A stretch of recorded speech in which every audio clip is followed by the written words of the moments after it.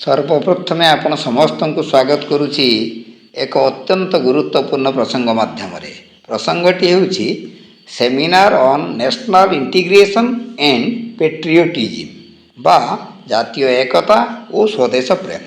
ये दुईटी भावना गोटे मुद्रार दुईटी पार्श्व सदृश एवं जेकोसी प्रगतिशील देश पई यह अत्यंत जरूरी। नंबर 1 स्वदेश प्रेम कौन?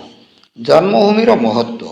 जननी जन्मभूमिश्च स्वर्गादपि गरीयसी अर्थात जन्मदात्री माता ओ जन्मभूमि स्वर्गठार मध्य गरीयान अर्थात बहुत बड़ भावना। निज देशर माटी पानी पवन संस्कृति एवं परंपरा प्रति थिबा गभीर भक्ति और सम्मान ही स्वदेश प्रेम। कर्तव्य केवल देशात्मबोधक गीत बा संगीत गाइले स्वदेश प्रेम को बुझाए नहीं आज्ञा।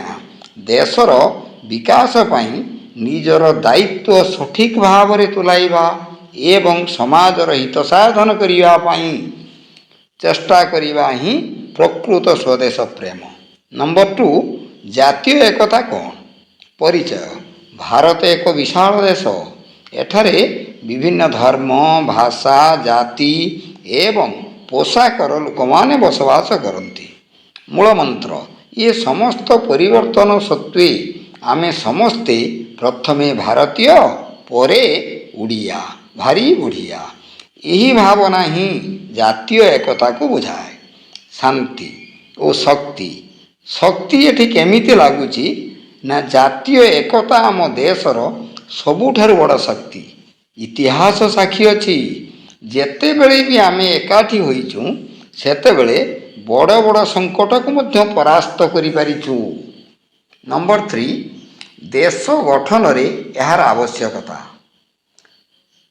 बाह्य शत्रु रक्षा।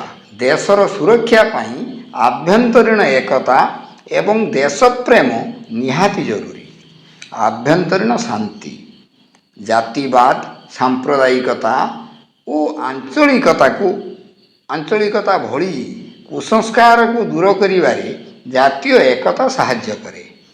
अर्थनैतिक प्रगति। जो देश रे शांति और एकता थाए सही देशर विकास खूब शीघ्र ही होता है। नंबर 4 आजिर युवपीढ़ी और आमर कर्तव्य। सचेतनता।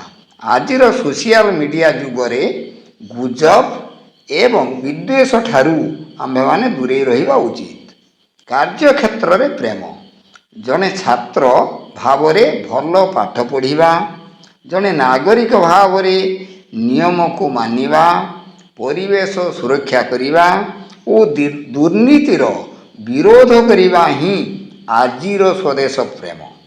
सर्वोपरि जातीय एकता और स्वदेश प्रेम केवल कथारे नुहे आमर आचार चालीचलन और व्यवहार रे प्रतिफलित हेबा उचित। आमे समस्ते मिलिमिशि एक शक्तिशाली और समृद्ध भारत गठन पाई संकल्प नेबा आवश्यक। भेदभाव को पछरे पकाई समस्ते एक स्वर रे कहिबा जय हिंद जय भारत।